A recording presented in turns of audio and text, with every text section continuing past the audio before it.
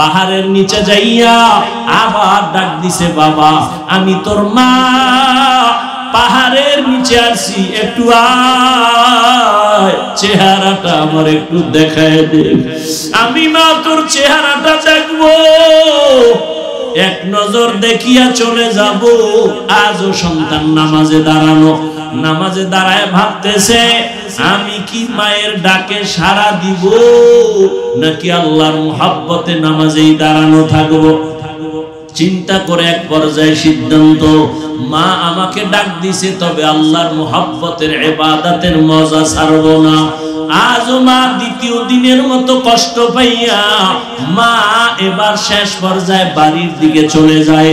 সন্তান মায়ের ডাকে আজও সাড়া দেয় নাই, ইবাদতে পাগল হয়ে গেছে, নামাজে দাঁড়াইয়া আল্লাহকে ডাকতেছে, হে মালিক তোমার ইবাদতের মজা আমাকে ভিন্ন হতে দেয় না।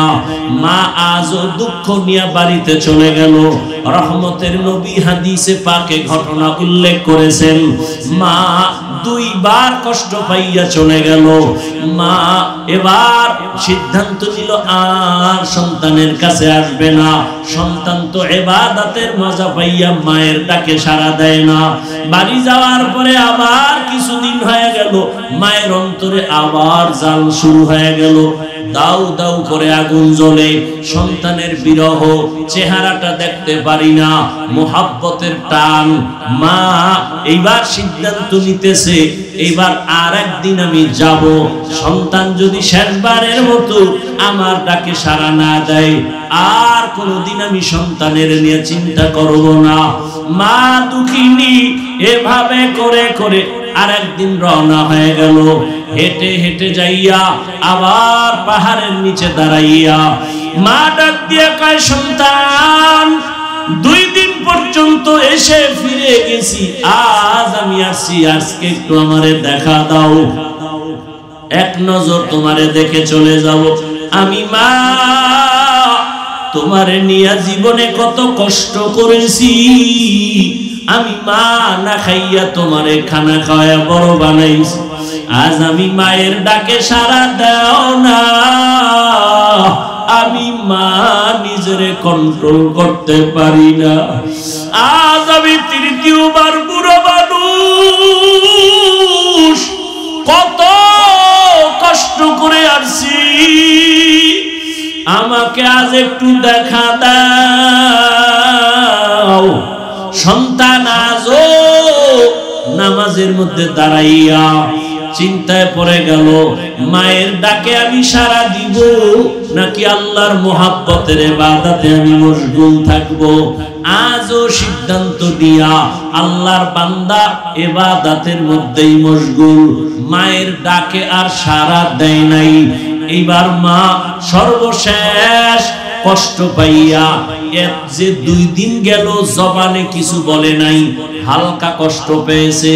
আজকে মা আল্লাহর আরশে আজিমের দিকে তাকাইয়া একটা কথা হঠাৎ বলেই ফেলল, ও দয়ার মালিক, যেই সন্তান আমার ডাকে 3 বার সাড়া দিল না, ওরে জিনাকারিনী মহিলার চেহারা না দেখাইয়া মরণ দিও না। মায়ের কষ্ট তো আরশে আজিমে কবুল হয়ে গেল। আল্লাহ পাকের পক্ষ থেকে মায়ের দোয়ার ফলাফল আসতেছে। এলাকার মানুষগুলো সবাই আনন্দ করে বলে, আমাদের এলাকায় বুজুর্গ পাহাড়ের চূড়ায় ইবাদত করে, তার মতো ভালো বুজুর্গ কেউ নাই। খবরটা এলাকায় ছড়ায় গেল। যুবক মানুষ আল্লাহর ইবাদতে পাহাড়ে গিয়া আল্লাহকে ডাকে, দুনিয়াদারি বাদ দিছে। ওই এলাকায় এক সুন্দরী মহিলা, খবরটা কানে আসলো। আসার পরে বলে, তুমগো বুজুর্গ কেমন? বলে অনেক দামি, অনেক ইবাদত গুজার। বলে তোমার বুজুর্গগিরি আমি 1 মিনিটে নষ্ট করে দিতে পারি। সবাই চ্যালেঞ্জ দিল, না তুমি কোনোদিন পারবা না। এলাকার সবাই জানে এই মহিলা অনেক সুন্দরী এবং চরিত্রহীনা। মহিলা চ্যালেঞ্জ নিয়ে চলে গেল। কোন পাহাড়ে? বলে ওই পাহাড়ের চূড়ায় আমগো আল্লাহর বান্দা ইবাদত করে। মহিলা একা একা পাহাড়ের চূড়ায় চলে গেল। পাহাড়ের চূড়ায় গিয়া দেখে ছোট একটা ঝুপড়ির মধ্যে যুবক আল্লাহর বান্দা নামাজে দাঁড়ানো। মহিলা সামনে যাইয়া, রহমতের নবী হাদিসের মধ্যে ঘটনা বলেন, ওই মহিলা যাইয়া যত বড় অপকৌশল করার প্রয়োজন করে ফেললো, কিন্তু যুবকের নজরটা পর্যন্তই বেগানার দিকে নিতে পারে নাই। মহিলা এক পর্যায়ে ব্যর্থ হইয়া বের হয়ে চলে গেল নিচে নাইমা। এই পাহাড়ের পাশেই আবার একটা চেটিয়াল খোলা ময়দান, এক রাখাল বকরি চড়ায়। ওই হারামি গুনাহগার জেনাকারীন মহিলা চলে গিয়ে ওই রাখালের সাথে প্রেম নিবেদন করে ওর সাথে জিনা করলো। গর্ভের মধ্যে একটা বাচ্চা, অবৈধ বাচ্চা চলে আসলো।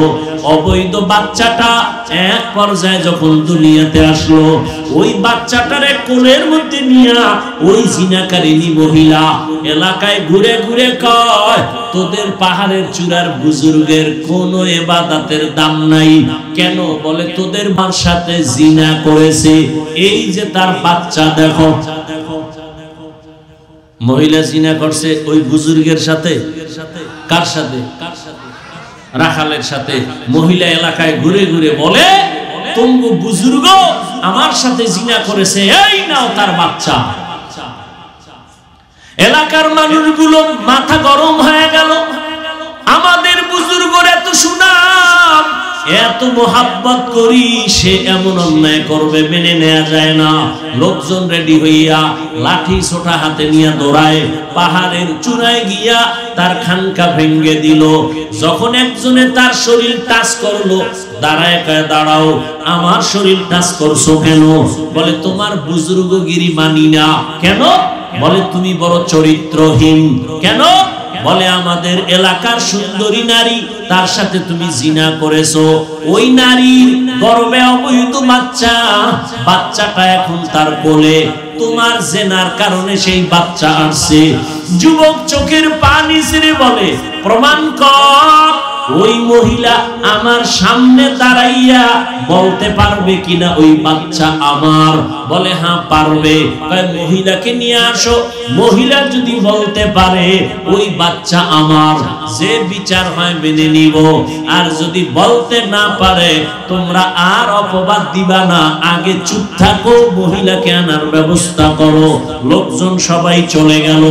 যাইয়া মহিলাকে ডাক দিয়া কয়, তুমি যে আমগো বুজুর্গের বিরুদ্ধে অপবাদ দিলা, তার সামনে দাঁড়াইয়া বলতে পারবা কিনা এই বাচ্চা তার? বলে হ্যাঁ পারবো। বলে রেডি হও, আমরা বুজুর্গের কাছে যাব, চলো। আগামীকাল রেডি হয়ে যাও। মহিলা রেডি হয়ে গেল, বুজুর্গের সামনে বলবে এই বাচ্চাটা আমার। ভাইরা আমার, একদিকে এত বড় ইবাদত করনেওয়ালা যুবক, অন্যদিকে মায়ের অন্তরের কষ্ট। আল্লাহর আদালত থেকে সব ফয়সালা চলে আসে। ওই এলাকার মানুষ আর মহিলা বাচ্চা নিয়ে পাহাড়ের নিচে গিয়া বসলো। বুজুর্গরে ডাক দিয়া আসো, নিচে নেমে আসো, মহিলা তোমার সামনে প্রমাণ করবে। মায়ের বরদোয়াটা কি ছিল? জেনাকারিনীর চেহারা না দেখাইয়া মরণ দিও না। জেনা করবে মরবে এমনটা বলে নাই, জেনাকারিনীর শুধু চেহারাটা দেখবে, এতে ওর জীবনের ইবাদত বরবাদ।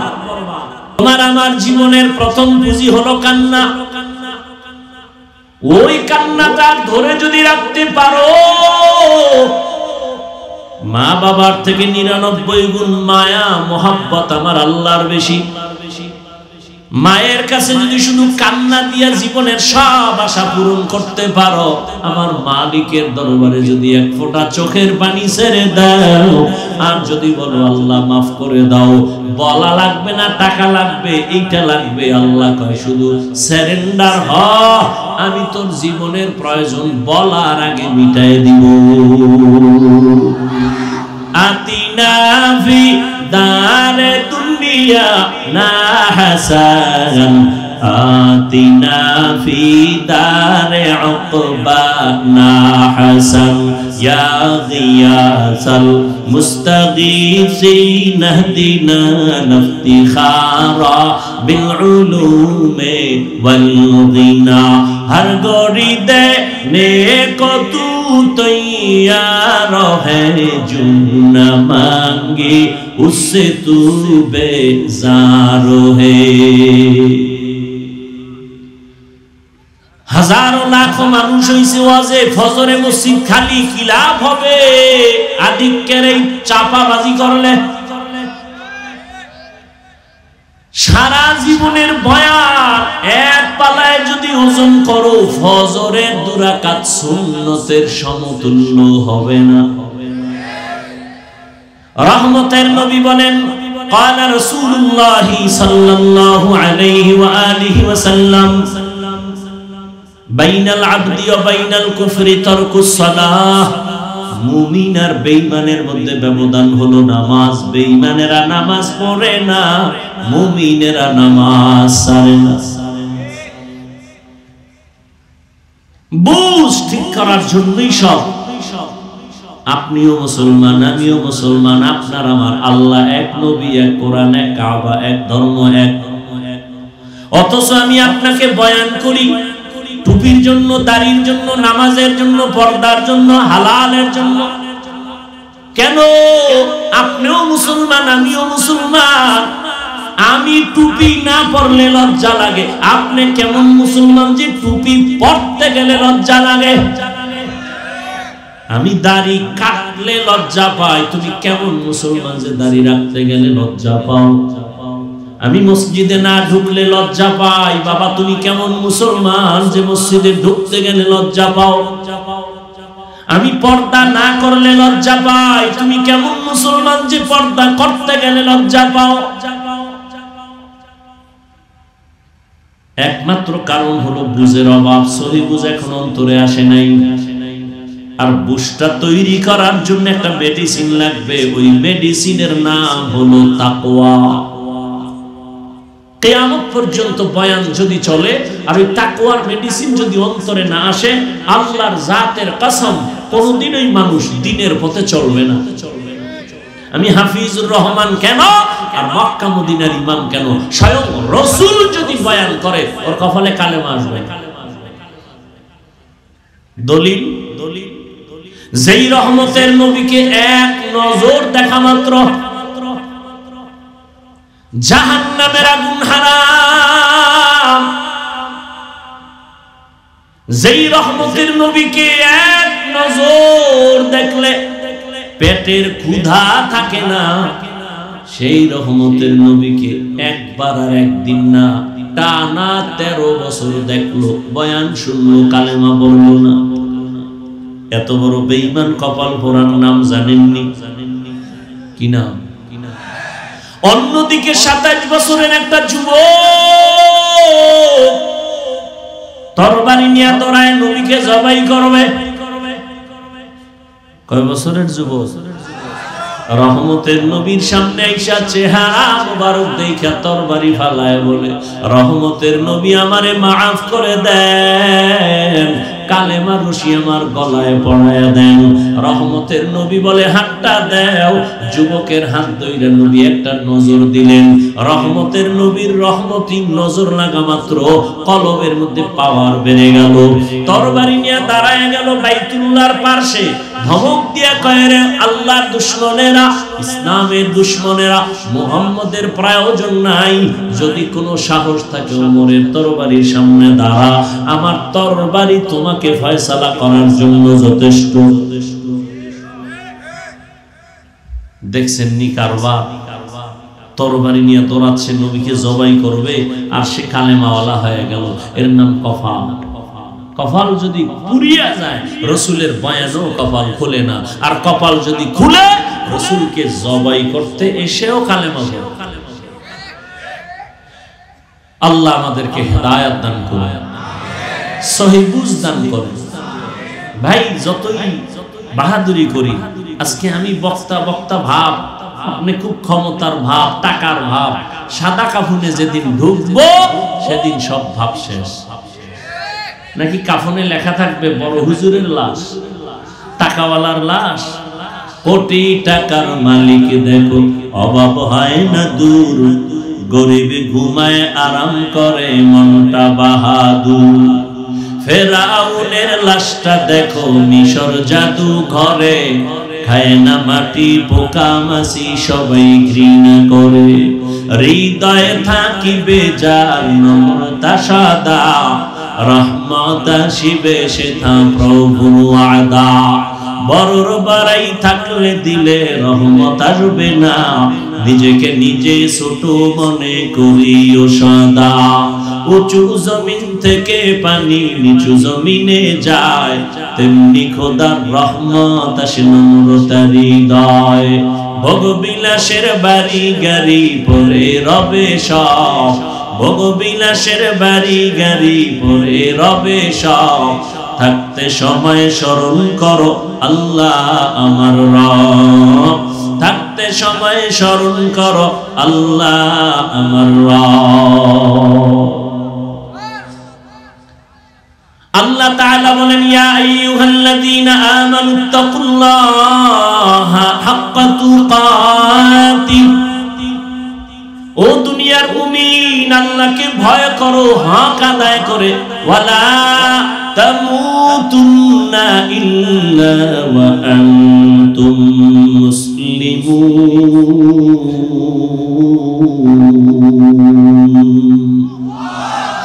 মুসলমান না হইয়া মরিও না।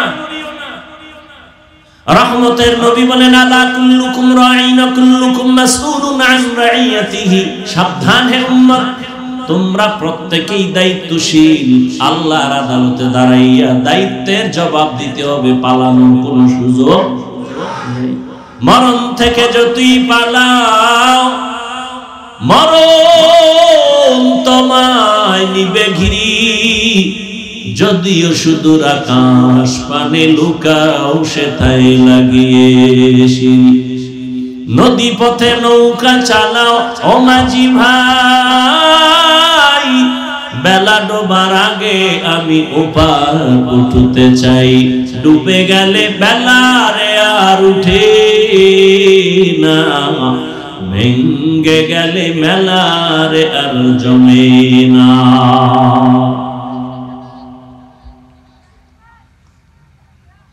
হেদায়েতের মালিক আমার আল্লাহ, কোন বক্তা হেদায়েতের মালিক? এই জন্য আমি বললাম এত বয়ান ফলাফল জিরো কেন? বুঝের অভাব। বুঝ আসে না কেন? তাকওয়ার অভাব। কিয়ামতের ময়দানে আল্লাহর আদালতে দাঁড়াইয়া সবার হিসাব দিতে হবে। এই প্রোগ্রামের প্রচারণা বহুদিন ধরে চলে। অনেকে নিয়ত করছিল আসবে, কিন্তু আসতে পারে নাই, কপাল বড় খারাপ। হ্যাঁ, যদি জরুরি কোনো কারণে আসতে নাও পারে, রহমতের নবীর হাদিস মতে নিয়ত ভালো থাকলে না আসলেও সওয়াব পেয়ে যাবে। আর একদল আল্লাহর বান্দারা আসেন, কিন্তু অনেকে বেহেশতের এই প্যান্ডেলে ঢুকতে পারে নাই। দোকানে ঘুরে ঘুরে আড্ডা দেয়, গল্প করে। আর একদল এখানে ঢুকছেন, এই প্যান্ডেলের এত দাম। রহমতের নবী বলেন, বসার সাথে সাথে জীবনের সব গুনাহ মাফ হয়ে যাবে। এই বরকতি মজলিসে বসার সবার দ্বারা সম্ভব না, কারণ এমন একটা মজলিস, দুনিয়ার কোন টাকাওয়ালা যদি এমনি বসাইয়া বলে সবাইরে ৫,০০০ করে টাকা দিব, রাত্র ৩টা পর্যন্ত এখানে বসবা, এক নাম্বার কথা হলো এই জান্নাতি মানুষগুলো পাইতো না। হয়তো কিছু গাঁজাখোর পাবে, কারণ ৫,০০০ টাকায় ৫ দিনের গাঁজা। এই জান্নাতি মানুষ আসবে না। আর সেই মানুষগুলোকে আনার জন্য কতটা মেহনত। বিশাল বড় সমাবেশ করে দুনিয়ার মানুষকে দেখাবার জন্য, আসা যাওয়ার গাড়ি ভাড়া ফ্রি, বসার জন্য ভিআইপি অবস্থা, ফাঁকে ফাঁকে নাস্তা, না দিলে চেয়ারের বাড়ি, এরপরে নিয়ন্ত্রণের জন্য কত র‍্যাব, কত পুলিশ, কত কিছু। কিন্তু এই ময়দানটা এত মানুষগুলো নিয়ে আসছে, কারো ভাড়া দিছে? দিবেন? নাস্তারও কোনো প্রেশানি নাই, বসার জন্য কোনো ভিআইপি ব্যবস্থা নাই, জমিনের মধ্যে এমন দুর্বল বিছানা আর কোথাও নাই। কোন বিয়ার অনুষ্ঠানে যদি এরকম বিছানা দেন, কেউ বিবাহের অনুষ্ঠানে বসবে না। কিন্তু এখানে বসার পরে ময়লা বিছানায় বসিয়াও মনে কষ্ট নাই। কে বড়, কে ছোট, কে আলেম, কে মূর্খ, সব একাকার হয়ে বসছে। আল্লাহ কয়, ফেরেশতা দেখে বড় ভালো লাগছে, এদের ঘোষণা দিয়া দাও, এদের জীবনের সব গুনাহ মাফ করে দিলাম। আতিনা ফি দারে দুনিয়া না হাসান, আতিনা ফি দারে উকবা না হাসান, ইয়া গিয়াসাল মুস্তাগীসিন ইহদিনা লিফতিখারা बिलउलूमे वल्गिना। हर गोरी देने को तू तैयार है, जो न मांगे उससे तू बेजार है। হেদায়েতের মালিক কে? থাকবেন নি কিছুক্ষণ? না বা তারিখ দেওয়া আছে 12টার মধ্যে হাজির হইতে হবে মিস কলে। হ্যাঁ, আল্লাহ হেদায়েত দান করুন। একটা কিসসা শুনাই। কি দুই একটা কিসসা না কইলে আমার নামটা জিন্দা থাকে। হ্যাঁ, দুই একটা কিসসা শোনার লাগে না? তবে শুনে রাখো, হ্যাঁ, আল্লাহর জন্য হয়ে যাও, দেখবা জীবন ধন্য। তুমি ডাক্তার হও, পৃথিবীর মধ্যে তোমার নাম উঠে যাবে। তোমাকে আলেম হইতে কে বলে, হুজুর হইতে কে বলে? সবাই বলে, অন্তত আমি বলি না। বাংলাদেশে আমার মতো নাম্বার দ্বিতীয় কোন বক্তা এরকম বলে না যে আমি হুজুর বানাইতে আসি নাই। আমি যুবকদের পক্ষে যেই পরিমাণ কঠোর কথা বলি, পক্ষে দ্বিতীয় বক্তার কোন বয়ান আমার নজরে আসে নাই জীবনে। আমি স্কুলে পড়ার জন্য খুব জোর তাকিদ দেই, স্কুল ছাড়বি না, ওয়াদা কর, কলেজ ছাড়বি না। কে বলবে এই কথা? আমি হুজুর বানাতে আসি না, সত্যি। আমি একবারও বলবো না তুমি হুজুর হও, বলিনি, বলবো না। টুপি পরো, একবারও বলবো না। তুমি মাদ্রাসায় যাও, তাবলিগে যাও, পীরের কাছে যাও, অথচ আমি ওই লাইনেরই মানুষ। আমি শুধু পীরের মুরিদ না, পীরের কঠোর মুরিদ। যারা পীর মুরিদের বিরোধিতা করে, আমি তাদেরকে কসম খাইয়া বলি তারা ভণ্ড। শুধু ভণ্ড না, এদের যারা ভণ্ড বলে না তারাও ভণ্ড। যারা ওলিয়া উলিয়া মানে না, এরা কোরআন মানে না, বুখারী শরীফ মানে না, এরা বাতিল। এদেরকে যারা বাতিল বলে না তারাও বাতিল।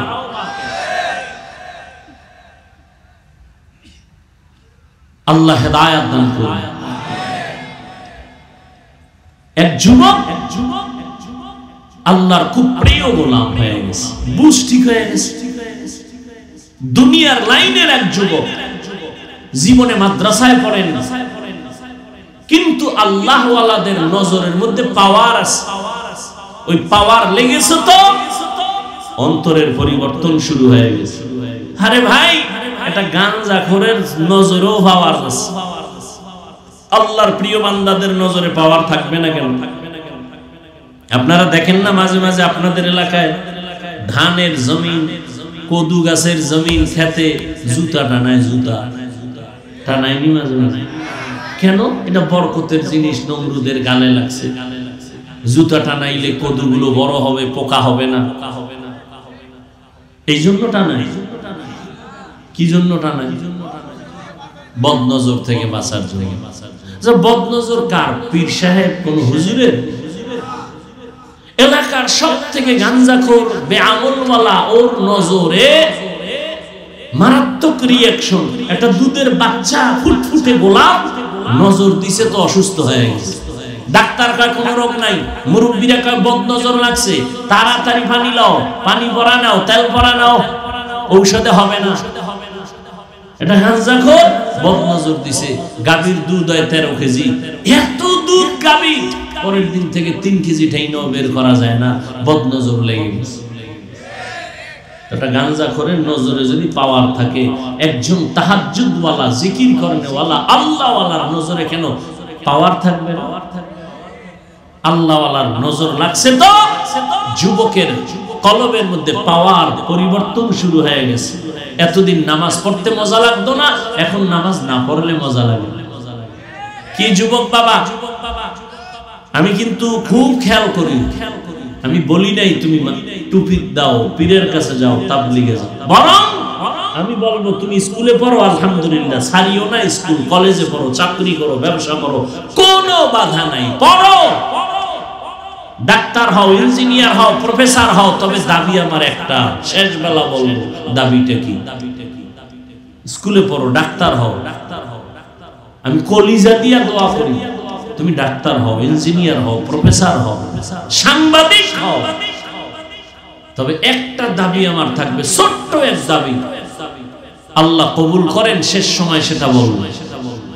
যুবক, পরিবর্তন এসে গেছে, আল্লাহর ওলির নেক নজর লাগছে তো এখন নামাজ, নামাজ তো নামাজি, কেমন নামাজ?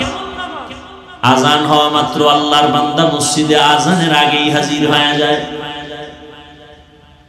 এক বেলার নামাজ, ওই বান্দার কোনো কাজা হয় না, কাজা হবে দূরের কথা, তাকবীরে উলাও তার ছুটে না।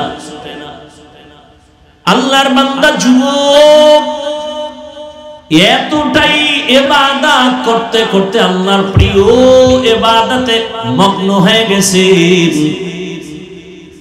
যুবক একদিন চিন্তা করে, আমি নামাজ পড়ি ঠিক, তবে আমি নামাজের পরে বাহির হইলি তো আমার একটু চোখের গুনাহ শুরু হয়ে যায়, বেগানার নজর লাগে, মানুষের পেরেশানি, এখান থেকে আমি বের হইয়া ভালো একটা নিরিবিলি জায়গা যদি পাইতাম, ওই জায়গায় গিয়া আমি আল্লাহর ইবাদতে শুধু দিনরাত কাটাইতাম, খানারও চিন্তা নাই, ঘুমানোরও চিন্তা নাই।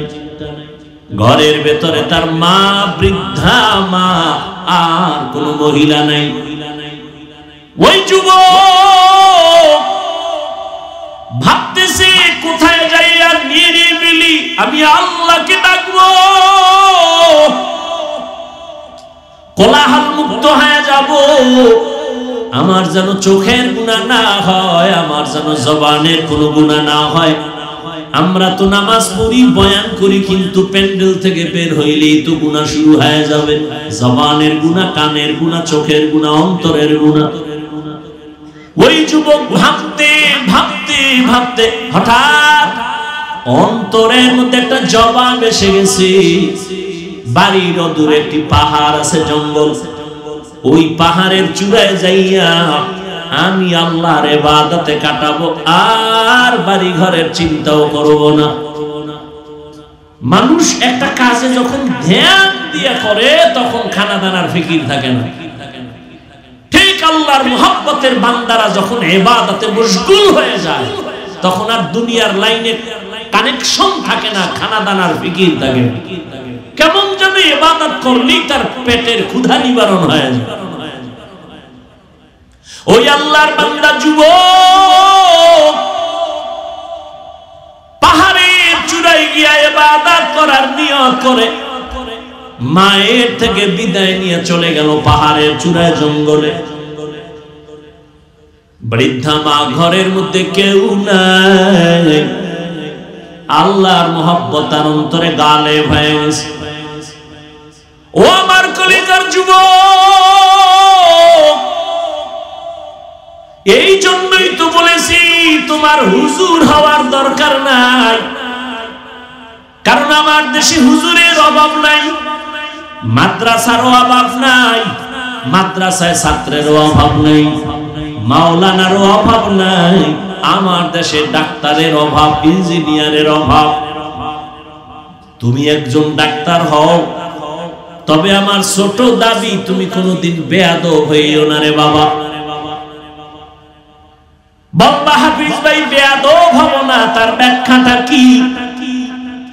বেয়াদব না হওয়ার ব্যাখ্যা 3 জায়গায়। তুমি বেয়াদবি করবা না তো তোমার কপাল পুড়ে যাবে, মরার আগেই পুড়ে যাবে। জানি না তুমি দেখছো কিনা যুবক, আমি রাস্তায় চলি মাঝে মাঝে দেখছি অনেক পাগল যুবক, পাগল ল্যাংটা, কিন্তু ইংলিশে কথা বলে, আরবিতে কথা বলে। দেখছো নি এরকম যুবক? ভাবলাম আরে পাগল হয়ে কি আবার ইংলিশের উপরে কোচিং করলো?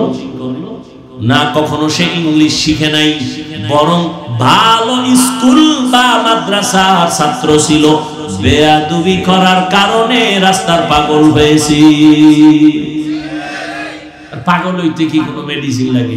ব্রেনের একটা তার শেষ হয়ে গেলি তো সে ওর পাগল। আর তার মা ঠিক আছে, সব আউলায় নাই, খালি একটু মদ পান কইরা এর মাথা নষ্ট। বউরে মা কয়, এই মদ পান করে কেউ জিকির করছে? হ্যাঁ, আমি বলি তো বাংলাদেশে সারা দুনিয়ার লাইনে যত বড় ভিআইপি তত বড় মদখোর। দুনিয়ার লাইনে যে যত বড় ভিআইপি সে তত বড় সুদখোর। বড় সুদখোর না হইলে ভিআইপি হয় না, বড় মদের বোতল না খাইলে ভিআইপি হয় না। আর এগো হাতে যদি দাও ধর্মের চাবি, কি উপায়? শিয়ালের হাতে যদি মুরগি দেয় আমানত, শিয়াল খন্ডি 3 দিন পরে নিমু। শিয়াল কয় মা হোসাই দোয়া হোসাই, 1 সেকেন্ডের জন্য আর দেওয়া হবে না, জিন্দা কেন মরাও না, এটা পেটের ভিতরে কিমা হয়ে গেছে। তো শিয়ালের হাতে মুরগি আমানত রাখলে যা হয়, ধর্মের চাবি সুদখোর হারামখোরের হাতে রাখলে তো তাই হবে। হারামখোরের হাতে ধর্মের চাবি রাখছে কে? জিবরাইল। কথা বল না কেন? কে রাখছে? আমরা কইতে কষ্ট লাগে না? ভোটের আগের রাত্রে টাকা নিয়ে পায়খানা খাইছো, তো কষ্ট লাগে নাই? চেয়ারম্যান কে আমারে ভোট দিস, কয় হাদিয়া বাড়াইস। চেয়ারম্যান ভোর রাত্রে হাদিয়া দেওয়া লাগে না জানে না, দিতে দিতে শেষ। কবে আর কি করবো? বাড়ি বেশ। বাড়ি বেশ না, আমার উপায় কি? বুদ্ধি নেই? আমগো চেয়ারে যখন বসবা তখন আমগোটা খাইও। চেয়ারম্যান খাই বুদ্ধি তো জীবনে কেউ দেয় না। বেশ বাড়ি সব দিয়া চেয়ারে বিয়ে সব খাইতেছে, জনগণের টা খায়। তাহলে চেয়ারম্যান আগে খাইলো হারাম না জনগণ খাইলো আগে? ভালো করে মনে রাখিও, জনগণ হারামখোর হলে ওদের নেতাও হারামখোর হবে। জনগণ নামাজি হলে ওদের নেতাও নামাজি হবে। চেয়ারম্যানকে গালি দাও কেন? চেয়ারম্যান থেকে তো হারাম আগে তুমি খেয়েছো। আল্লাহ হেদায়েত দান করুন।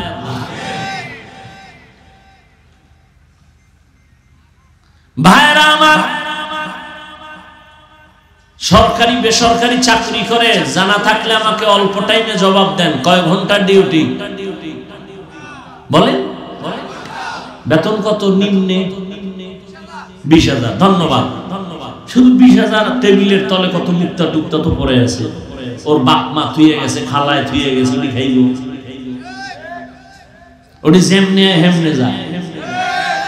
যেই গাছ তাড়াতাড়ি বড় হয় সেই গাছ তাড়াতাড়ি ধ্বংস হয়ে যায়। যারা রাতারাতি টাকা পয়সাওয়ালা হয়ে যায়, হারাম ছাড়া কেউ রাতারাতি বড় লোক হতে পারে না। আর ওই পথে এগুলো চলে যায়। ফট করে মাইয়ার কিডনি নষ্ট, নে 1 কোটি নেই। কি আল্লাহর কৌশলের সামনে কেউ টিকতে পারে? ওই আল্লাহর বান্দা যুবক, আচ্ছা আপনাকে মনে হয় ক্ষুধা লাগছে বেশি?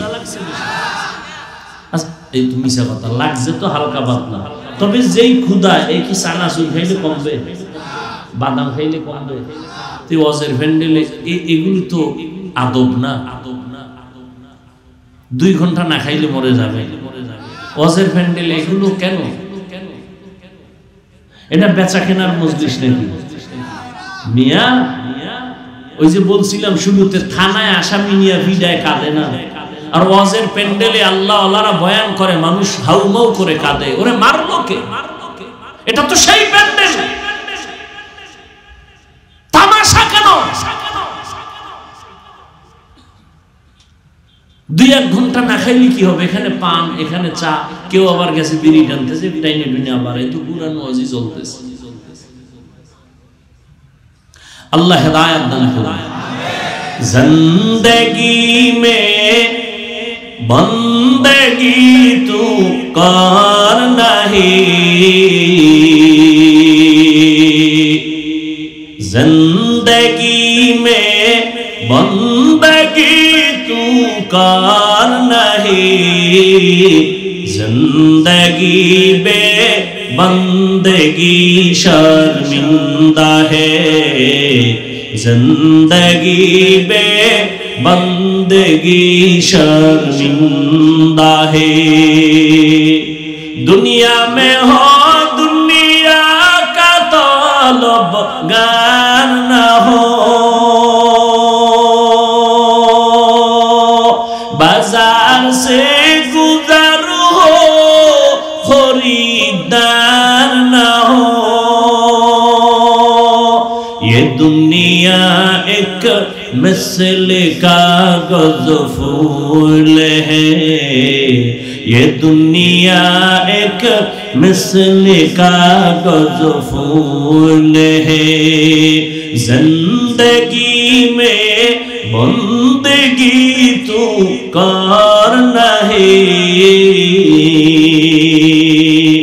जिंदगी में बंदगी शर्मिंदा है, जिंदगी बे बंदगी शर्मिंदा है, जिंदगी में बंदगी कुन बंदगी, बंदगी बे जिंदगी शर्मिंदगी। আল্লাহর বান্দা যুবক সিদ্ধান্ত নিয়েছে, আমি নির্জন জায়গা পাহাড়ের চূড়া ছাড়া দেখি না। রহমতের নবী ঘটনার বিবরণ দিয়েছে, ওই যুবক পাহাড়ের চূড়ায় যাইয়া ইবাদতের জন্য ছোট একটা জায়গা নির্দিষ্ট করে ওখানে শুধু ইবাদতে কাটায়। একদিন, 2 দিন, 3 দিন সিদ্ধান্ত নিল এতই মজা, কোনদিন এই পাহাড়ের চূড়া ছেড়ে আর বের হবে না, কোথাও যাবে না। ঘরের মধ্যে বৃদ্ধা মা, আর কেউ নাই। ওই যুবক ইবাদতের মজা পেয়েছে। ও আল্লাহর বান্দা, ইবাদতের মধ্যে একটা আলাদা মজা আছে, এই মজা যে না পায় সে বুঝবে না। কুমিল্লার রসমালাই যে না খাবে তাকে বয়ান করে বোঝানো যাবে না। সেজদার মধ্যে যে কি মজা, যে সেজদা না দেয় তারে বোঝানো যায় না। যুবক ইবাদত কইরা মজা পেয়ে গেছে, পাহাড়ের চূড়ায় ইবাদত করে, বাড়ি ঘরেরও কোনো খেয়াল নাই, অতি আবেগে ইবাদত গুজার হয়ে গেল।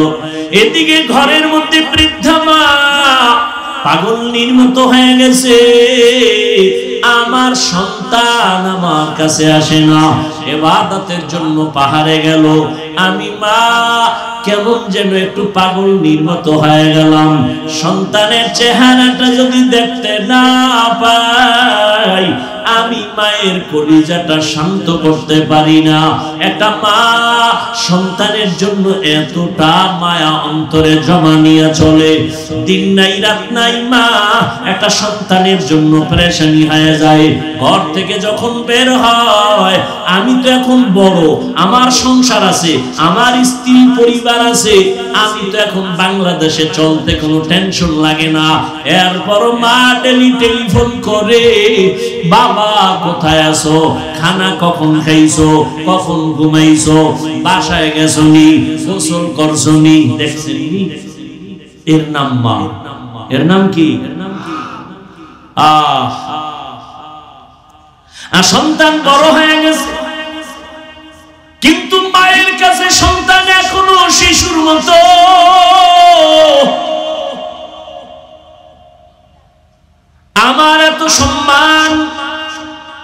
কিন্তু মা যতই মানুষ আমারে বড় মনে করে, মায়ের কাছে আমি শিশুর মতো, আপনিও শিশুর মতো। ঘর থেকে বের হইয়া গেলে না আসা পর্যন্ত মায়ের অন্তরে স্থির থাকে না। অন্তরের মধ্যে একটা পাগলের মতো হাউ মাউ একটা আগুন জ্বলে, কখন বাবা আসবে। যুবকেরা তো পাগল, ঘর থেকে কেমনে বের হবে? ঘুমের থেকে উঠে নামাজ রোজা তো নাই, সারা রাত মোবাইলের ডিউটি করছে। 10টায় উঠে আম্মু একটু গরিবুর যাবো। কেন? কয় আমার এক বন্ধুর সাথে মোলাকাত। আর ওদিকে তো মরণের আর এক ফাঁদ হাতের মধ্যে আছে, বাইক। যুবকদের মরণ নতুন ফাঁদের নাম বাইক। কি কও তোমরা এটারে? কি কও এটার নাম কি? বাইক না? আমার কাছে খুব কষ্ট লাগে। বাঁচতে চাও বেশি দিন, কিন্তু যেই মেশিন লইয়া ঘুরো তাড়াতাড়ি মরার মেশিন। মোবাইলে হায়াত কমায়, অথচ বাঁচতে চাও বেশি, করো যে আকাম, মানে তাড়াতাড়ি মরা। বাসায় যাইয়া গুগলে সার্চ দিও, টাচ মোবাইল দেখলে কি কি শরীরের অঙ্গ প্রত্যঙ্গের ক্ষতি হয়, ডিটেলস ওখানে লেখা আছে। চিকিৎসা বিজ্ঞানীরা বলেছে। বাইক লইয়া দৌড়, আর বাইক এমন এক মরণ ফাঁদ, এটার উপরে উঠলেই খালি আগুন বাইরা শরীরতে। কি এর শীত? সাদর মধ্যে ঝালা একটা, কোনো শীত নাই, দৌড়। বাইকের উপরে বইলেই খালি পাওয়ার বাড়ে। পুরা বিশ্ব রোড ওর আব্বার বানানো মনে হয় দৌড়। কেমনে কেমনে সাপের মতো ভাঁজ দেয়, কি মনে হয় আসমান থেকে নতুন। এরপর যদি পিছনে কোনো আবার বিপরীত পার্স থাকে তো আরো গরম। এই ছেলে, মা কয় আসবি কখন? 1 ঘন্টা, গরিপুর থেকে চলে আসবো। মা তো কাজ করতেছে, কান সজাগ আছে, আমার সন্তান গরিব দিয়ে তাকায় 1 ঘন্টার মধ্যে চলে আসবে। 1 ঘন্টা চলে গেল, 2 ঘন্টা চলে গেল, 3 ঘন্টার সময় মায়ের অন্তরে একটা বাড়ি মারছে। মা মোবাইলটা নিয়ে টেলিফোন করে, বাবার কাছে কেউ ধরে না। দীর্ঘ টাইম মোবাইল করার পরে হঠাৎ কে যেন রিসিভ করে বলে, কে তুমি? বলে মোবাইলওয়ালার মা। কারোর বাবা নাই, কাছে বাবার কাছে দাও। বাবা মোবাইলটা কানে লাগায়, কয় কে তুমি? বলে তুমি কে? বলে আমি মোবাইলওয়ালার বাবা। বাড়ি কই? বলে আমার বাড়ি গাজীপুরের থেকে ভিতরে, এখানে। তাড়াতাড়ি চলে আসো গরিপুর বাজারে, সন্তানের লাশটা নিয়ে যাও। বাইক রাস্তার এক পাশে পড়ে আছে, লাশ আর এক পাশে, মাথা থেকে রক্তক্ষরণ হচ্ছে, তাড়াতাড়ি নিয়ে যাও। বানায় বললাম। ইদানিং কালে যত মরণের খবর, অধিকাংশ সুস্থ মানুষ আর যুবকের লাশ বেশি। আর বাইক তাড়াতাড়ি মরার এক বুদ্ধি। আর অ্যাক্সিডেন্ট হইলেও তো মারাত্মক কঠিন অ্যাক্সিডেন্ট, বাঁচার উপায় থাকে না। ওই মায়ের অন্তর দাউ দাউ করে আগুন জ্বলে। কই আমার সন্তান, তুমি বড় হয়ে গেছো, এটা মায়ের অন্তরে নাই। তোমার চেহারাটা দেখলে মায়ের কলিজা ঠান্ডা হয়।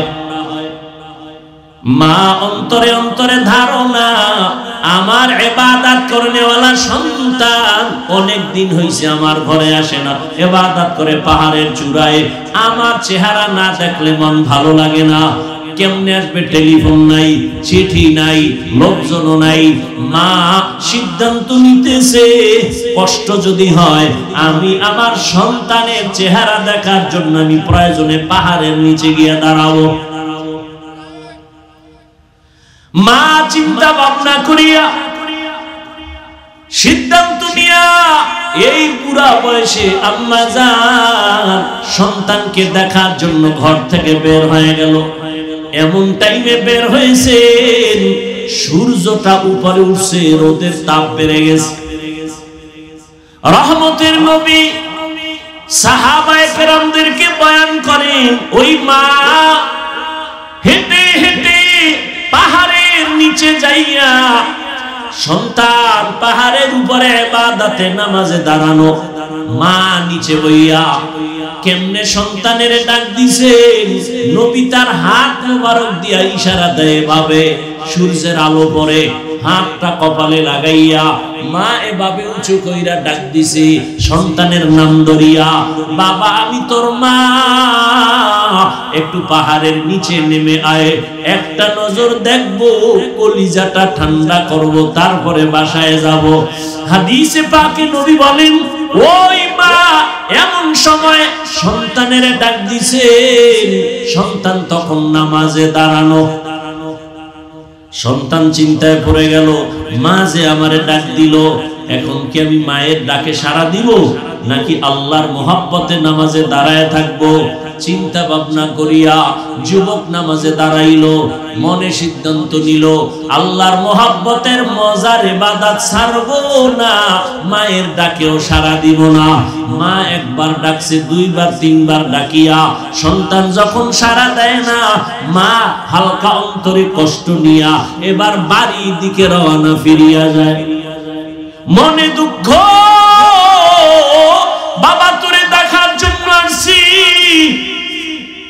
আমি কষ্ট করে আসছি, তুই আমার ডাকে সাড়া দিলি না, কষ্ট নিয়ে ফিরে গেলাম, আর আসবো না। সন্তান ইবাদতে দাঁড়ানো, মা নিয়ত করছে আর আসবো না। বাড়ি যাওয়ার পরে আবার অন্তরে আগুন জ্বলে উঠছে, সন্তানের যদি একটু দেখতে না পারি আমার মায়ের কলিজা ঠান্ডা হবে। একটা সন্তানের জন্য মা যে কত পাগল, এই পরিমাণ যদি সন্তান বুঝতো, সন্তান নিজের জীবনের চামড়া খুলিয়া মায়ের জুতা বানাইয়া জীবনটা মায়ের খেদমতের জন্য সন্তান হাদিয়া দিয়ে দিত। দুনিয়াদারি বাদ দিয়া বলতো, মা তোমার খেদমত ছাড়া কোনো খেদমত করব না। মায়ের অন্তরে এত দুঃখ, সন্তান ছাড়া মা কিছুই বুঝে না। নিজের স্বামীর জন্য এত কাঁদে না, সন্তানের জন্য মা যেই পরিমাণ কান্না করে। মায়ের চোখের পানি আর দোয়ার কারণে আল্লাহর কসম, ও যুবক এই চেয়ারে বসছি এই জন্যই তো বলেছিলাম বাবা ডাক্তার হও, ইঞ্জিনিয়ার হও, প্রফেসর হও, সাংবাদিক হও, ব্যবসায়ী চাকরিজীবী হও, তবে আমার দাবি কোনোদিন বেয়াদব হইও না। তোমার ব্যবহারে কোনোদিন যেন মা বাবা কষ্ট না পায়, তোমার আচরণে কোনোদিন যেন তোমার শিক্ষক কষ্ট না পায়, তোমার ব্যবহারে কখনো যেন আলেম ওলামারা কষ্ট না পায়। কারণ লিখে রাখো বাবা, মা বাবায় যদি তোমার ব্যবহারে কষ্ট পায় বরদোয়া চলে আসবে। বরদোয়া হাত উঠাইয়া করতে হয় না, আহ এই যে দুঃখ নিয়ে বলবে আহ, এটা একটা আগুন, আর ওই আগুন তোর কপালে লাগলে তুই শেষ, মরার আগেই শেষ। মা বাবার বরদোয়া লাগলে জীবনটা পঙ্গু হয়ে যাবে মরার আগে। শিক্ষকের অন্তরে যদি ব্যথা লাগে, কষ্ট পায়, বরদোয়া চলে আসবে, লেখাপড়ার জীবন নষ্ট হয়ে যাবে। ওলামায়ে কেরামের যদি কষ্ট দাও, তাদের অন্তরে কষ্ট লাগলে বরদোয়া যদি চলে আসে, তোমার চরিত্র জিন্দেগির হাত ছাড়া হয়ে যাবে। এজন্য মা বাবার দোয়া নাও, শিক্ষকের দোয়া নাও। ডাক্তার হলেও তোমার জীবন সফল, আলেম ওলামাদের নেক নজর নাও, তোমার জীবন সফল হবে। জেনারেল লাইনে থাকিও তুমি ইঞ্জিনিয়ার হলেও তোমার সুনাম হবে সারা দেশব্যাপী। কবি নজরুলের ইতিহাস পড়ো, ওই কবি নজরুল তো মা বাবার দোয়ায় বড় দামি হয়ে গেল, সময়টারে মূল্যায়ন করেছে। তোমার মতো যদি সারা দিন রাত্র মোবাইলে গুনাহ করত, জীবনে কবি নজরুল হতে পারত না।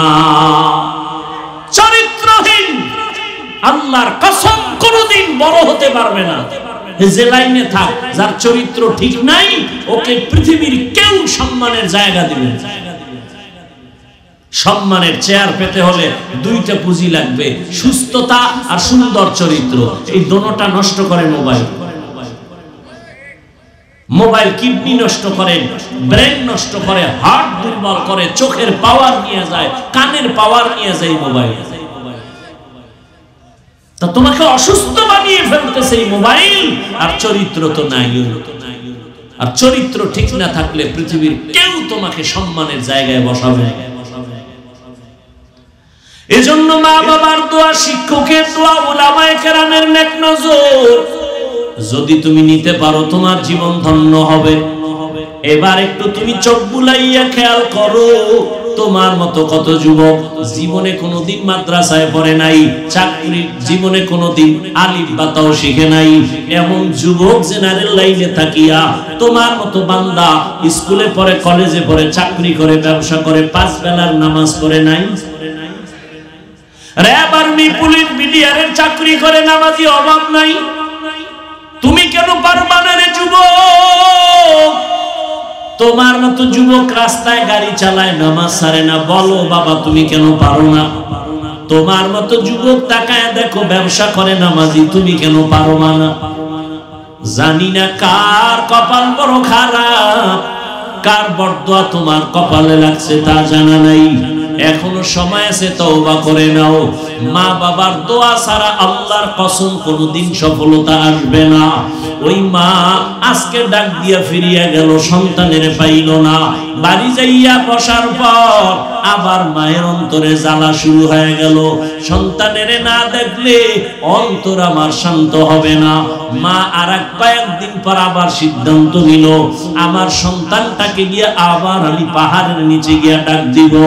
মা আজ এই সিদ্ধান্ত নিয়া সকাল 10টার পরে সূর্য যখন উপরে উঠলো, মা চলে গেল হেঁটে হেঁটে পাহাড়ের নিচে যাইয়া আবার ডাক দিছে, বাবা আমি তোর মা, পাহাড়ের নিচে আসি, একটু আয়, চেহারাটা আমার একটু দেখায় দে, আমি মা তোর চেহারাটা দেখবো, এক নজর দেখিয়া চলে যাব। আজও সন্তান নামাজে দাঁড়ানো, নামাজে দাঁড়ায় ভাবতেছে আমি কি মায়ের ডাকে সাড়া দিব নাকি আল্লাহর মুহাব্বতে নামাজেই দাঁড়ানো থাকবো।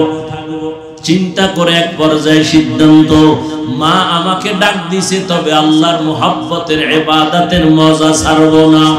আজও মা দ্বিতীয় দিনের মতো কষ্ট পাইয়া মা এবার শেষ পর্যায়ে বাড়ির দিকে চলে যায়। সন্তান মায়ের ডাকে আজও সাড়া দেয় নাই, ইবাদতে পাগল হয়ে গেছে, নামাজে দাঁড়াইয়া আল্লাহকে ডাকতেছে, হে মালিক তোমার ইবাদতের মজা আমাকে ভিন্ন হতে দেয় না। মা আজও দুঃখ নিয়ে বাড়িতে চলে গেল। রহমতের নবী হাদিসে পাকে ঘটনা উল্লেখ করেছেন, মা 2 বার কষ্ট পাইয়া চলে গেল। মা এবার সিদ্ধান্ত নিল আর সন্তানের কাছে আসবে না। সন্তান তো ইবাদতের মজা পাইয়া মায়ের ডাকে সাড়া দেয় না। বাড়ি যাওয়ার পরে আবার কিছুদিন হয়ে গেল, মায়ের অন্তরে আবার জাল শুরু হয়ে গেল, দাউ দাউ করে আগুন জ্বলে, সন্তানের বিরহ, চেহারাটা দেখতে পারি না, মুহাব্বতের টান। মা এইবার সিদ্ধান্ত নিতেছে, এইবার আর একদিন আমি যাব, সন্তান যদি শেষবারের মতো আমার ডাকে সাড়া না দেয় আর কোনোদিন আমি সন্তানের নিয়ে চিন্তা করব না। মা দুঃখিনী এভাবে করে করে আর একদিন রওনা হয়ে গেল। হেঁটে হেঁটে যাইয়া আবার পাহাড়ের নিচে দাঁড়াইয়া মা ডাক দিয়ে কয়, সন্তান 2 দিন পর্যন্ত এসে ফিরে গেছি, আজ আমি আসছি, আজকে একটু আমারে দেখা দাও, এক নজর তোমারে দেখে চলে যাব। আমি মা তোমারে নিয়ে জীবনে কত কষ্ট করেছি, আমি মা না খাইয়া তোমারে খানা খাওয়া বড় বানাইছি, আজ আমি মায়ের ডাকে সাড়া দাও না, আমি মা নিজেরে কন্ট্রোল করতে পারি না। আজ আমি তৃতীয়বার বুড়ো মানুষ, কত কষ্ট করে আসছি, আমাকে আজ একটু দেখা দাও। সন্তান আজও নামাজের মধ্যে দাঁড়াইয়া চিন্তায় পড়ে গেল, মায়ের ডাকে আমি সাড়া দিব নাকি আল্লাহর মুহাব্বতের ইবাদতে আমি মশগুল থাকব। আজও সিদ্ধান্ত দিয়া আল্লাহর বান্দা ইবাদতের মধ্যেই মশগুল, মায়ের ডাকে আর সাড়া দেয় নাই।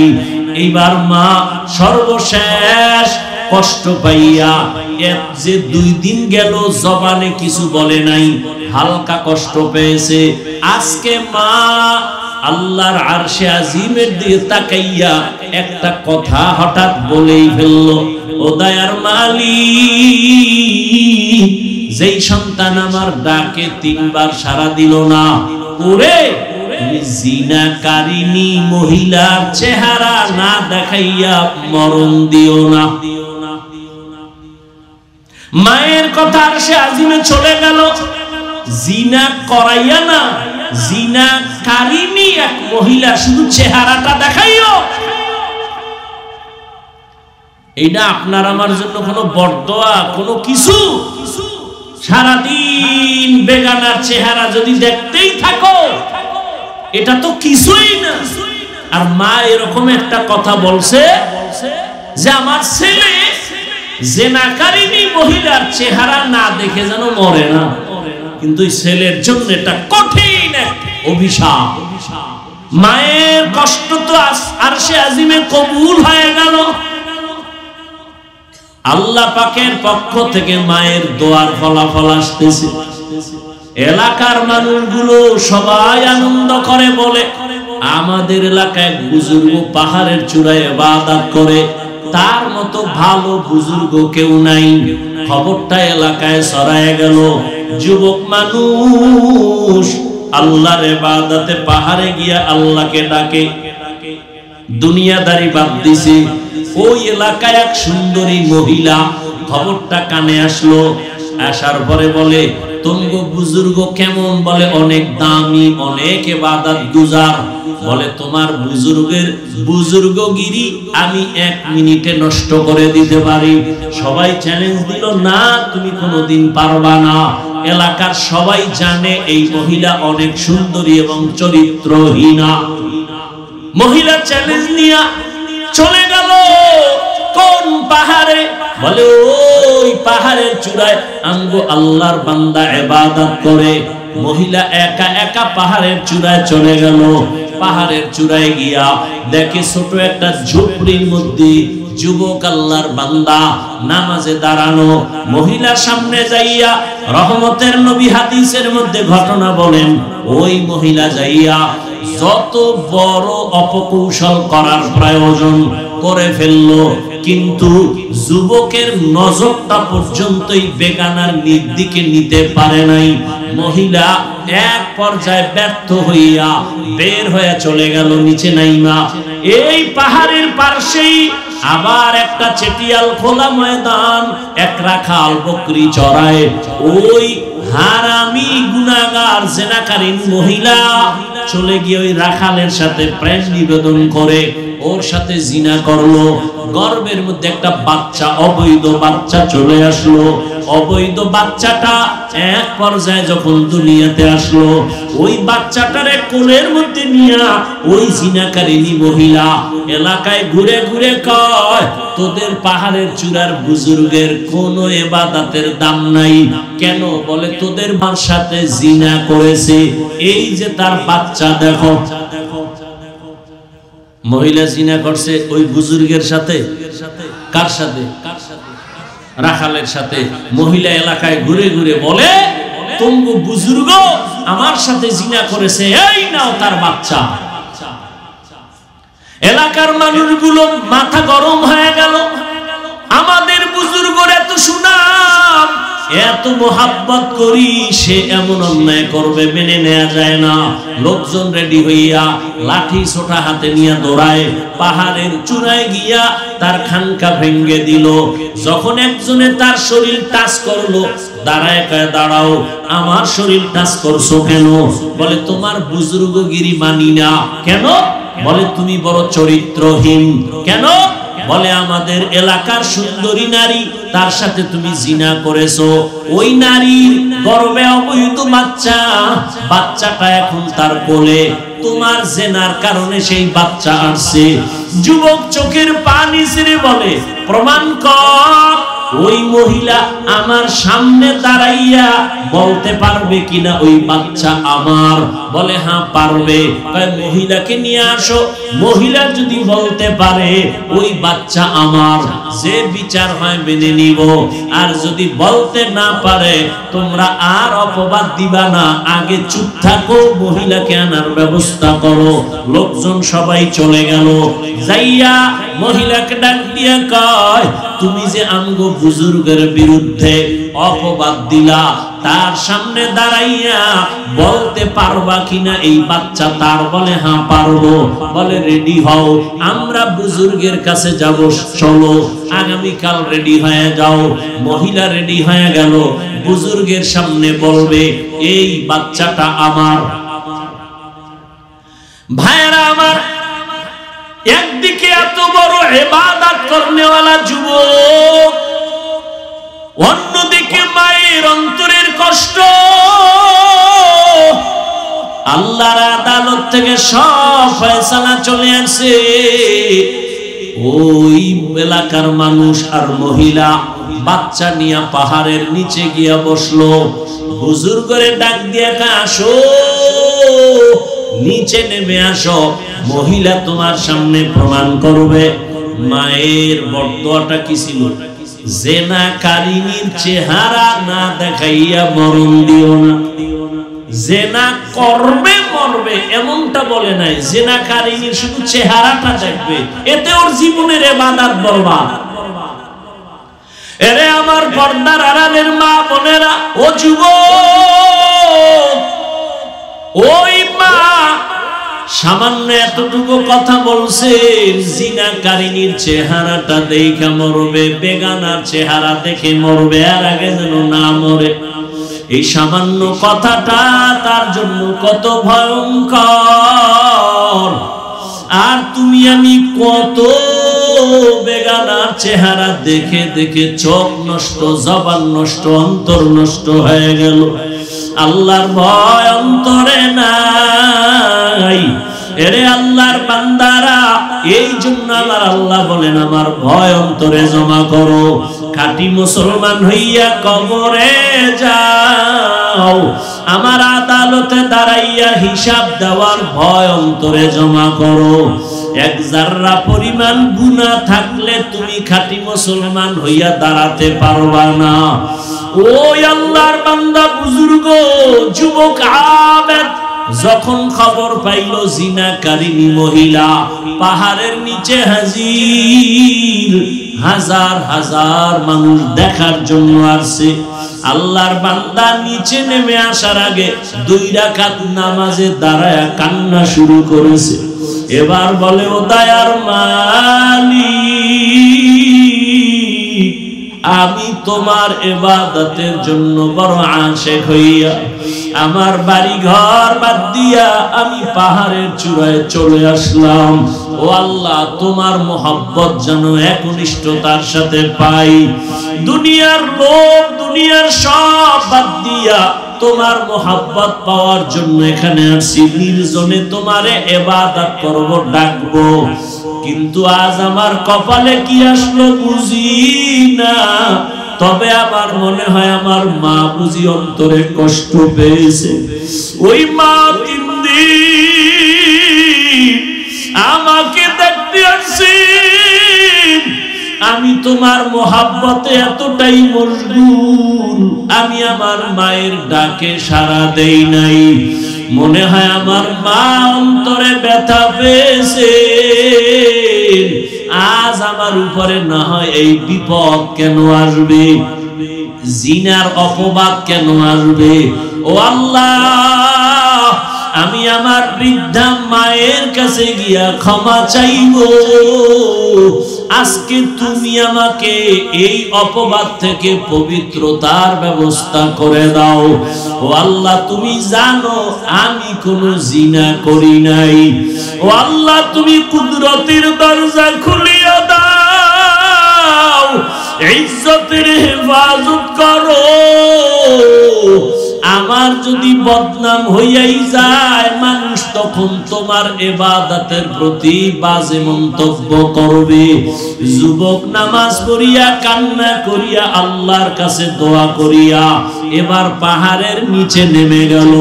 নিচে নাইমা দেখে ওই জিনাকারিনী মহিলা দুধের বাচ্চা নিয়ে দাঁড়ানো। এবার চেহারার দিকে তো নজর পড়ে গেল।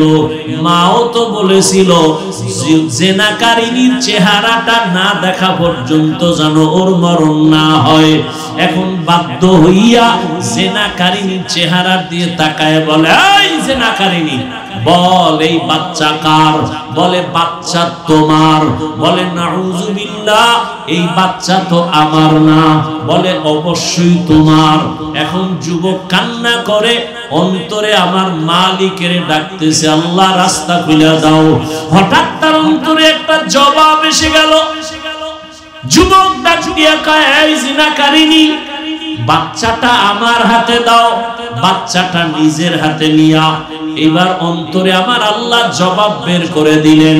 বাচ্চাটারে যুবক হাতের মধ্যে নিয়া ওই দুধের বাচ্চাটাকে জিজ্ঞাসা করে, এই বাচ্চা তুই তো এখন কোন তোর আমল নামা নাই, কোনো গুনাহ নাই, সত্য কথাটা আমার আল্লাহর কুদরতে তুই বল, তোর বাবাকে।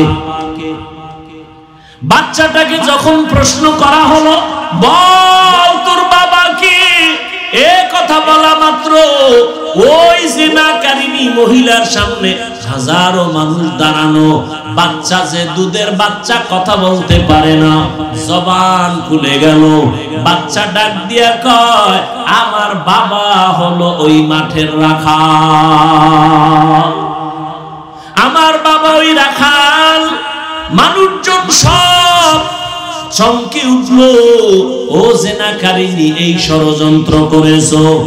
আর ওই যুবক পেরেশান দৌড়ায় গেছে মায়ের কাছে, ও আমার কলিজার মা, তোমার দোয়া ছাড়া আমার সফলতা আসবে না, তুমি আমাকে মাফ করে দাও, আর জীবনে তোমার সাথে বেয়াদবি করব না। ও আমার কলিজার যুবক, ওই মা বাবার দোয়া না নিয়া যতই বাহাদুরি করো তোমার বাহাদুরি টিকবে না। তুমি বড় ডাক্তার যদি হতে চাও মা বাবার দোয়া ছাড়া সম্ভব না। এখনো সময় আছে, মা বাবার দোয়া নিয়ে সামনে আগাও। একটা ভালো ডাক্তার হও, ইঞ্জিনিয়ার হও, ওই মা বাবার শিক্ষকের দোয়া নাও, আলেম ওলামাদের দোয়া নাও। ও পর্দার আড়ালের আম্মা জানেরা, আপনাদের সন্তান যদি ভালো বানাতে হয় আপনাদের দোয়া ছাড়া, চেষ্টা ছাড়া সম্ভব হবে না। এরে আম্মা জান, এই দুনিয়ায় যত ভালো ভালো সন্তান আছে আপনাদের অবদান। ভালো সন্তান আপনাদের কারণে, কারণ আপনারা নবীদের মায়ের মতো দামি, সাহাবায়ে কেরামদের মায়ের মতো দামি, হাফেজে কোরআন আলেমদের মায়ের মতো দামি। আপনারা তো খাদিজা রাদিয়াল্লাহু আনহার মতো দামি নারী, ফাতেমা রাদিয়াল্লাহু আনহার মতো দামি নারী, আয়েশা রাদিয়াল্লাহু আনহার মতো দামি নারী। ও পর্দার আড়ালের আম্মা জান, আপনার মতো কত মা এই অঞ্চলে এখনো আছে, বেপর্দায় চলে না, নামাজ ছাড়ে না, স্বামীর মাল নষ্ট করে না, মোবাইলে সময় নষ্ট করে না। সন্তান আল্লাহ দান করেছেন, ডাক্তার বানাবেন তবে বেয়াদব বানাবেন না, আদর্শ ডাক্তার বানায় দেন, আদর্শ ইঞ্জিনিয়ার বানাবেন। নবীজির আদর্শ নিয়ে সবাইকে সম্মান করবে, গুনাহমুক্ত হয়ে চলবে। ডাক্তার হলো সন্তানের জীবন ধন্য, এর বরকতে আপনার জীবনটাও পরকালে ধন্য হবে। এরে আম্মা জান, এখনো সময় আছে, তওবা করেন। জীবনে তো বেপরদায় কম ঘুরলেন না, আজকে থেকে নিয়ত করেন আর বেপরদায় চলবেন না, স্বামীর মাল খেয়ানত করবেন না, আর কোনদিন সন্তানকে লাইন ছাড়া চালাবেন না, মোবাইলে সময় নষ্ট করবেন না। আমার যুবক বাবারা, এখনো সময় আছে, তওবা করে নাও। দুনিয়ায় কতদিন আর থাকবা? চোখের সামনে শুধু লাশ আর লাশ, গাড়ির নিচে যুবকের লাশ, পানির নিচে ঘুমের বিছানায় যুবকের লাশ। আল্লাহর কাছে তওবা করে নাও, মনের বুঝাও রে মন, জীবনে তো দাড়ি কম কাটলাম না, নামাজ কম ছাড়লাম না, বেপরদায় কম চললাম না, আর জীবন কতদিন আছে জানা নাই। আজকে থেকে তওবা করে নাও, জীবনে আর নামাজ ছাড়বা না, দাড়ি কাটবা না, বেপরদায় চলবা না। মা বাবার দোয়া নিয়া, শিক্ষকের দোয়া নিয়া, উলামায়ে কেরামের পরামর্শ নিয়া, নবীজির আদর্শ মেনে চলবা। তওবা করার মতো যদি অন্তর তৈরি হয়, খাঁটি তওবার নিয়ত যাদের আছে, দুটো হাত আল্লাহকে দেখাইয়া দাও। আয় আল্লাহ, হাতগুলো কবুল করে নেন, তওবা কবুল করে নেন। আয় আল্লাহ, গুনার কারণে ফিরাইয়া দিয়েন না রে মালিক, মেহেরবানি করে আমাদের তওবা কবুল করে নেন। তওবার উপরে মজবুত হইয়া চলার মতো তৌফিক দান করেন, আমিন। আলহামদুলিল্লাহি রাব্বিল আলামিন, والصلاة والسلام على سيد الأنبياء والمرسلين وعلى آله وأصحابه أجمعين يا أرحم الراحمين يا أرحم الراحمين يا أرحم الراحمين رب ارحمهما كما ربياني صغيرا اللهم إنك عفو كريم تحب العفو فاعف عنا اللهم إنا نسألك رضاك والجنة ونعوذ بك من سخطك والنار উদয়ার মালিক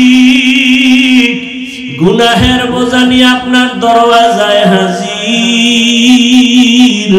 কুদরতের নজর দিয়া দেখেন এই ময়দানে কত আপনার গোলাম ওলামায়ে কেরাম মুরব্বি হাজী সাহেব ব্যবসায়ী চাকরিজীবী ছাত্র ভাই যুবক মা বোনেরা হাত তুলেছেন ও দয়ার মাওলা গুনার কারণে বেজার হয়ে খালি ফিরাইয়া দিয়েন না তওবার নিয়তে হাত তুলেছি আর গুনাহ করব না আয় আল্লাহ গুনার কারণে আমার হাত না পাক আমার চোখ না পাক আমার জিহ্বা না পাক আমার অন্তর না পাক মেহেরবানি করে আমাদের জীবনের সব গুনাহগুলো মাফ করে দেন আল্লাহ আয় আল্লাহ মাহফিল কবুল করে নেন আয়োজনকারী সহযোগিতাকারীদেরকে কবুল করে নেন এলাকায় শান্তি দান করেন মা বোনদের আবেদা পর্দাওয়ালা বানায় দেন সন্তানগুলো নেককার বানায় দেন আয় আল্লাহ প্রত্যেক মা বাবাকে আদর্শ সন্তানের মা বাবা বানায় দেন আয় আল্লাহ আমার কলিজার যুবকদের দিনদার বানায় দেন মোবাইলের গুনাহের থেকে হেফাজত করেন পরীক্ষার্থী যারা কামিয়াবি দান করেন আয় আল্লাহ এলাকার ঘরে ঘরে শান্তি দান করেন সুন্নাতওয়ালা জিন্দেগি দান করেন সারা দুনিয়াবাসীকে মাফ করে দেন আয় আল্লাহ প্রবাসে যারা ব্যবসা চাকরি করে হেফাজত করেন বাংলাদেশ শান্তির দেশ বানায় দেন জুলুম থেকে হেফাজত করেন পাঁচ ওয়াক্ত নামাজি আমাদের বানায় দেন নামাজ কাজা হওয়া থেকে হেফাজত করেন নবীজির রওজায় গিয়া সালাম দেওয়ার তৌফিক দান করেন বাইতুল্লাহর গিলাফ ধরে লাব্বাইক বলার তৌফিক দান করেন আয় আল্লাহ আমরা যারা হাত তুলেছি জানি নাই ময়দানে